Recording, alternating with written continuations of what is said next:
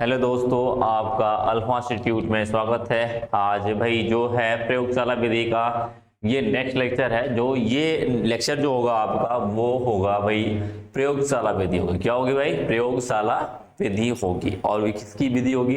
ये होगी die ethyl ether बनाने की। आपने डाई एथिल ईथर के बारे में सुना होगा या पढ़ा होगा, इसके बारे में पढ़ा भी है। तो वो डाई एथिल ईथर बनाने की प्रयोगशाला विधि है। ठीक है, तो ये क्वेश्चन थोड़े से इंपॉर्टेंट होते हैं इसलिए क्योंकि प्रयोगशाला से सब कुछ ना पूछिए, सिर्फ कहेगा भाई कि डाई एथिल ईथर बनाने की प्रयोगशाला विधि बनाइए या फिर प्रयोगशाला विधि बताइए डाई एथिल ईथर बनाने की। ठीक है, तो भाई जो टॉपिक होने वाली है, टॉपिक है जो वह है, लिख लेना टॉपिक, वो है die ethyl ether. Die ethyl ether का प्रयोगशाला विधि का निर्माण प्रयोगशाला विधि से।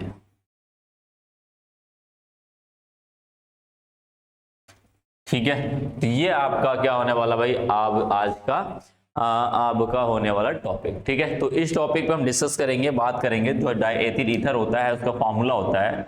जो इसका फॉर्मूला होता है भाई C2H5O, डाई एथिल ईथर का फॉर्मूला यही होता है भाई। तो इसी को क्या करना है भाई, बनाने की विधि देखनी है कि किस तरीके से हम इसको बनाएंगे। ठीक है, तो प्रयोगशाला विधि में यही भी आसवन विधि लगाते हैं भाई। आसवन विधि है, क्या करना है आप देख ही रहे हो, यहाँ पर स्टैंड है। अब इसमें क्या करते हैं, किससे बनाते हैं? जो एथिल ईथर होता है, डाई एथिल ईथर होता है, वो बनाते हैं हम एल्कोहल और एस्टेसोफोर से। ठीक है, सल्फ्यूरिक अम्ल और एथिल एल्कोहल के मिश्रण से हम क्या बनाते हैं, इसको ईथर का निर्माण करते हैं। कैसे करते हैं ये समझिए। देखिए यहां पर हम क्या करते हैं भाई, यहां पर हम लोग करते क्या है, ईथर लगाते। क्या लगाते हैं भाई, सॉरी, यहां पर हमने भरा हुआ है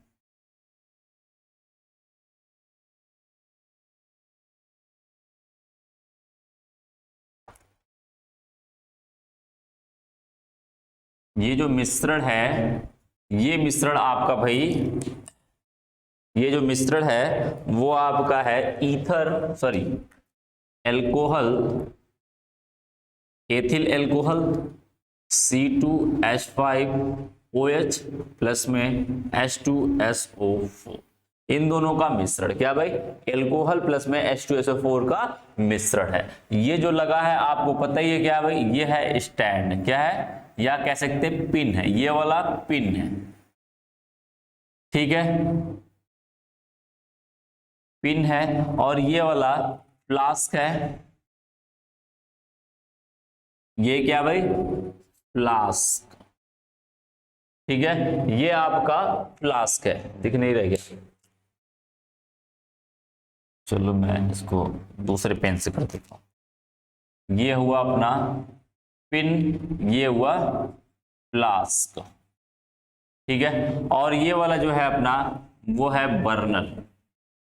क्या भाई, बर्नर है। ठीक है, या लिख सकते इधर साइड में कर लेना इसको, ये है बर्नर और ये वाले हैं,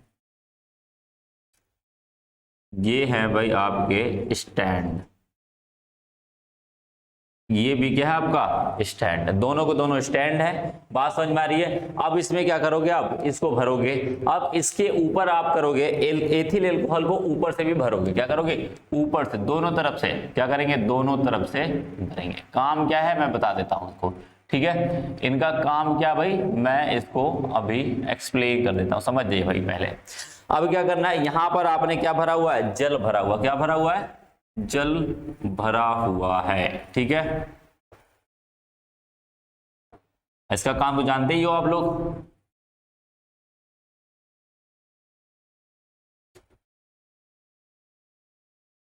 ठीक है, इधर आपने जल लगाया हुआ, कौन सा भाई, इधर से आपने भर भेजा क्या, ठंडा जल। क्या भेजा, ठंडा जल। और इधर से निकाला आपने क्या, जब गर्म हो जाएगा तो उसको निकाल ले, गर्म जल। ये भी अपना स्टैंड है। ठीक है, और ये पूरा का पूरा जो यंत्र है उसे बोलेंगे संघनित्र।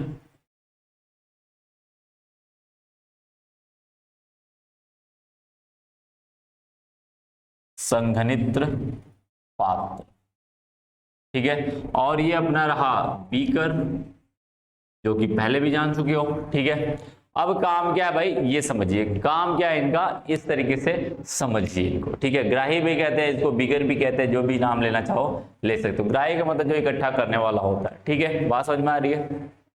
तो हम शुरू करते भाई, शुरुआत करते कहां से क्या करना होता है, ठीक है। बातें कहां से शुरू होती भाई, यही आपको समझना है। ये वाला जो लगा हुआ है इसको लिख लेना, ये अपना जो है वो है थर्मामीटर। क्या भाई, थर्मामीटर, ठीक है, जो कि टेम्परेचर मापेगा। चल लगभग इस रिएक्शन को कराने के लिए 140 डिग्री सेल्सियस ताप देना पड़ता है, ठीक है। अभी मैं रिएक्शन समझा रहा हूं उसको, ठीक है। अब क्या करना है, हम यहाँ पर एथिल एल्कोहल और H2SO4 का मिश्रण लेते हैं, ठीक है।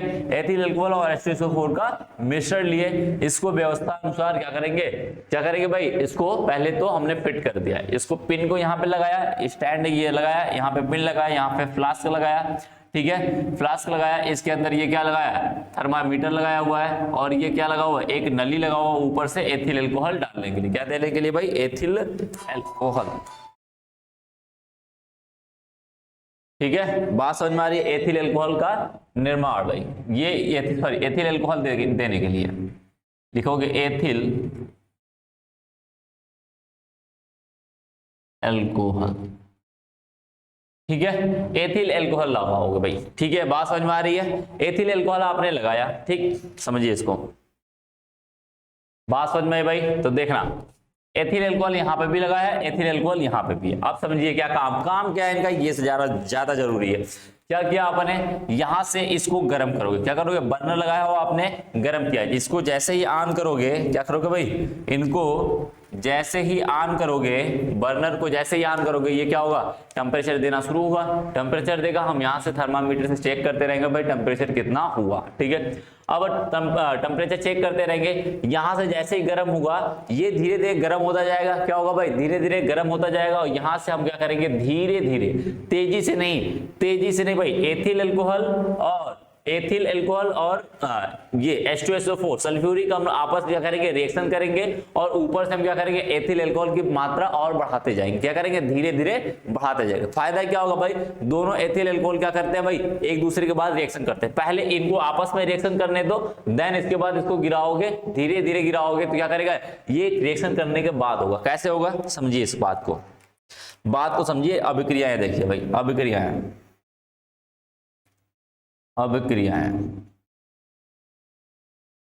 अभिक्रिया देखनी है भाई।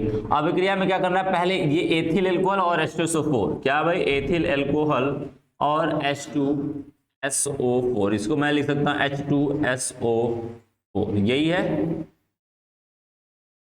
यही है। अब ये क्या होता है भाई, गर्म होता है। जैसे ये गर्म होगा, इसका OH, इसका H, क्या करेंगे भाई, इसका H और इसका OH मिलके क्या करते हैं, जल को बाहर कर लेंगे। क्या करेंगे, जल को बाहर कर लेंगे, बचेगा क्या, C2H5HSO3, यही बचेगा, 4 बचेगा, ठीक है। ये सल्फर से जाके जुड़ता है, ना कि ये हाइड्रोजन से जुड़ा हुआ है। बात समझ में आ रही है ना, ये हाइड्रोजन किससे जुड़ा हुआ है, सल्फर से जुड़ा हुआ है, उसके बाद ऑक्सीजन से जुड़ा हुआ है, ठीक है। अब ये बनेगा, इसको कहते हैं एथिल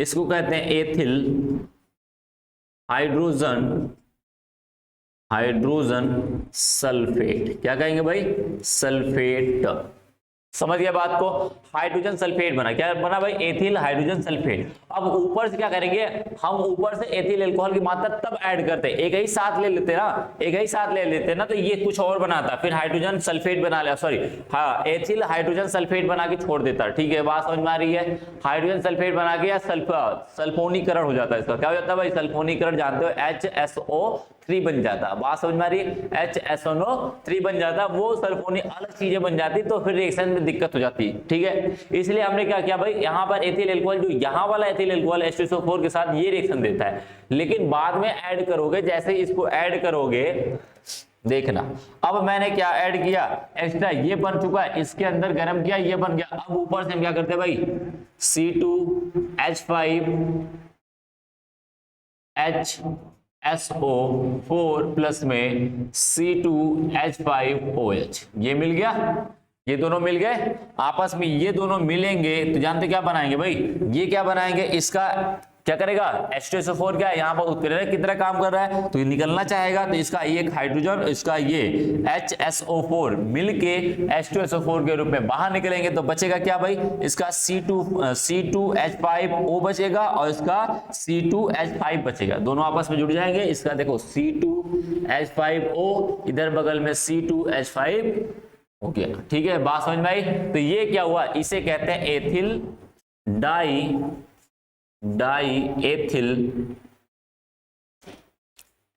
एथिल ईथर। बात समझ गए भाई, बात समझ गए। और माइनस प्लस में क्या हो जाएगा भाई, प्लस में आपका बन जाएगा H2SO4, बन गया, देखो बन गया।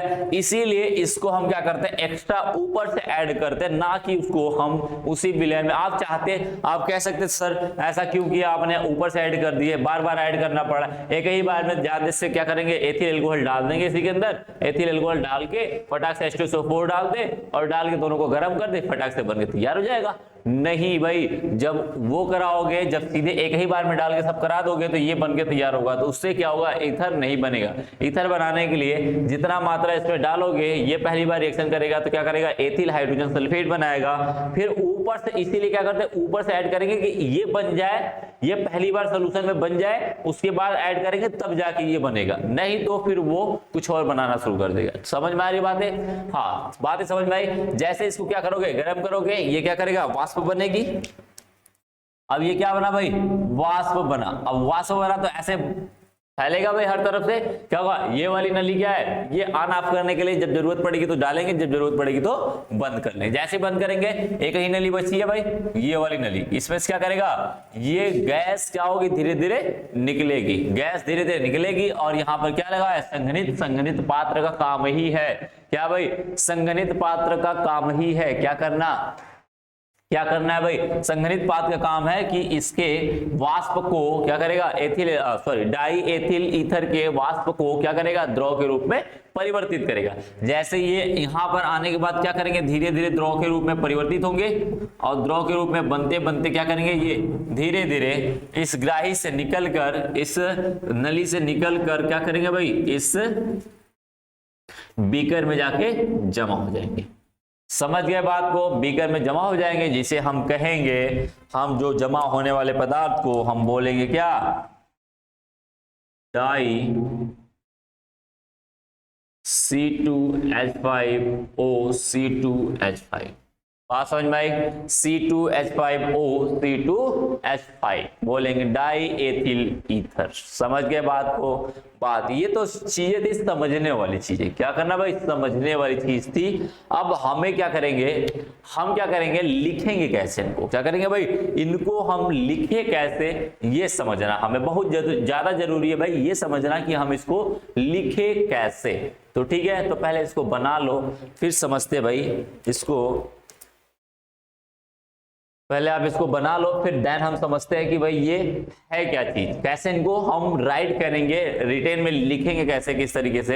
एग्जाम में आ गया तो बना लोगे, समझना तो अलग बात है, उसको क्या पता आपको आ रहा है कि नहीं आ रहा है, लेकिन आपने लिख दिया है, चीजों को लिख दिया है, बना दिया, फिगर में अच्छे से दिखा दिया, तो पक्की बात है वो समझेगा इसको आ रहा है। ठीक है, तो आपको लिखना ज्यादा बेहद जरूरी है। ठीक है, बात समझ में आई।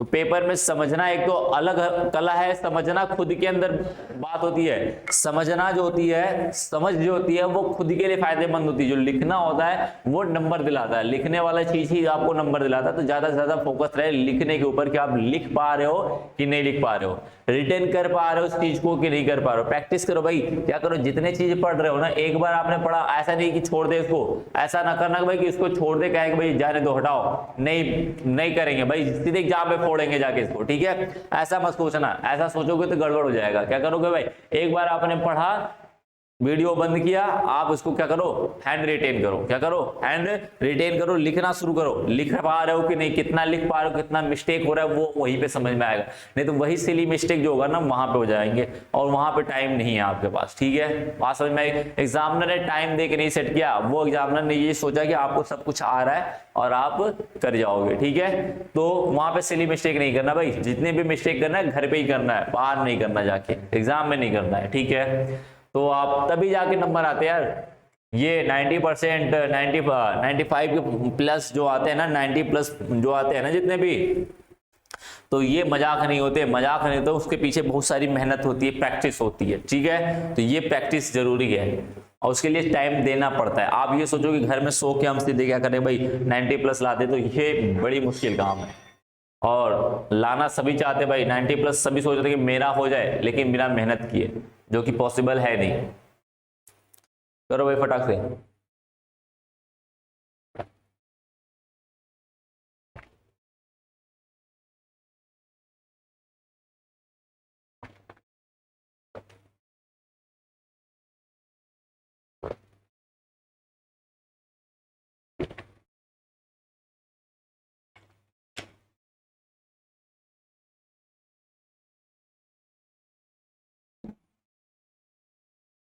समझिए भाई, अब बात तो समझिए कि हम कैसे लिखेंगे इसको, क्या करेंगे भाई, कैसे हम इस चीज को रिटेन कर सकते हैं, समझते कैसे। देखो क्या करना है, सबसे पहले आपको हेडिंग डाल लेना पड़ेगा। जो भी आपकी हेडिंग दिया हुआ है, जिस तरीके से क्वेश्चन में दिया हुआ है, बोल देगा कि क्वेश्चन का टाइप देखो, बोल देगा भाई डाई एथिल ईथर बनाने की विधि बताइए, ठीक है। डाई एथिल ईथर बनाने की विधि बोलेगा तो आप प्रयोगशाला विधि लगाते हैं, ठीक है। बात समझ में आ रही है।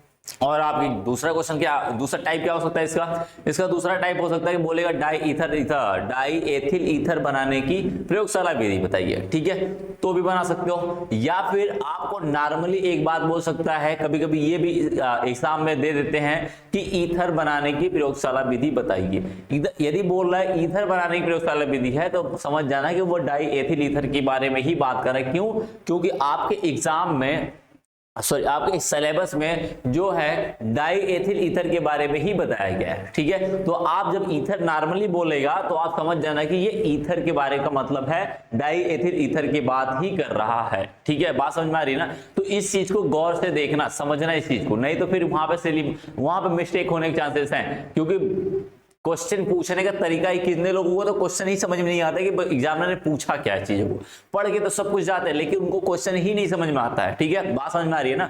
तो समझिए इस बात को, क्या करना है, सबसे पहले हमें इसको सेटअप बना लेना है। सेटअप बना लिया आप, अरे मतलब कि हेडिंग निकालोगे, लिखोगे, क्या करते हैं प्रयोगशाला से डाई एथिल ईथर बनाने के लिए क्या करते हैं, एक फ्लास्क चित्रानुसार प्रभाजी आसवन को, या फिर कह सकते हैं फ्लास्क, बोलेंगे ये क्या है, फ्लास्क, स्टैंड, बर्नर, संघनित पात्र, बीकर को चित्रानुसार व्यवस्थित कर लेते हैं। अच्छे से लिखने का तरीका मैं बता रहा हूं, ठीक है, अच्छे से लिखने का तरीका बता रहा हूं। क्या हुआ भाई, आपके पास है क्या चीज, क्या है भाई, थर्मामीटर लिख सकते हो, क्या लिखोगे, बर्नर, स्टैंड, संघनित पात्र, बीकर और आपका थर्मामीटर को चित्रानुसार व्यवस्थित कर लेते हैं।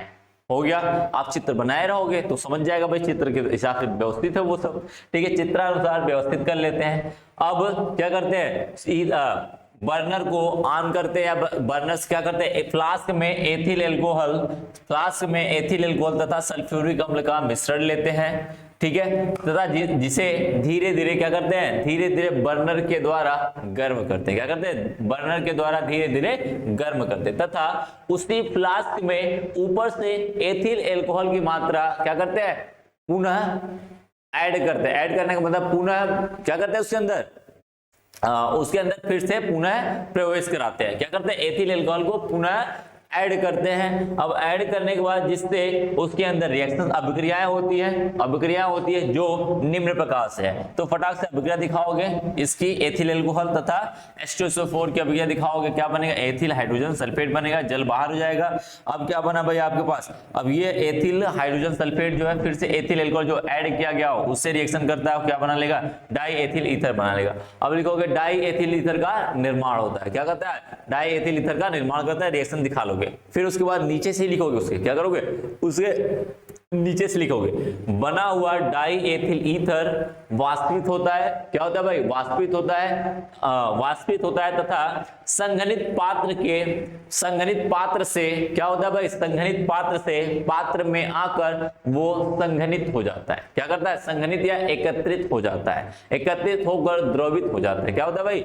एकत्रित होकर द्रवित होता है, जिसे बीकर में इकट्ठा कर लेते हैं या फिर इकट्ठा कर लेते हैं। उसे क्या करेंगे? बीकर में इकट्ठा कर लेते हैं। अतः हमारा एथिल डाई एथिल ईथर क्या हुआ भाई? क्या हुआ भाई? प्रयोगशाला विधि से निर्माण हो चुका है। ठीक है, बात समझ में आ रही? तो ये तरीका होता है लिखने का। जो यहां से शुरू कर रहे हो वो अलग तरीके से भी लिख सकते हो। ठीक है, आप इनको व्यवस्थित ना करने की बाद बोल सकते हो, बोलोगे क्या? बोलोगे भाई फ्लास्क में एथिल एल्कोहल तथा सल्फ्यूरिक अम्ल का मिश्रण लेते हैं, जिसे धीरे धीरे क्या करते हैं? बर्नर के द्वारा गर्म करते हैं तथा ऊपर से एथिल एल्कोहल की पुनः मात्रा को ऐड करते हैं, जिससे क्या होगी? उनके अंदर अभिक्रिया होती है जो निम्न प्रकार से हैं।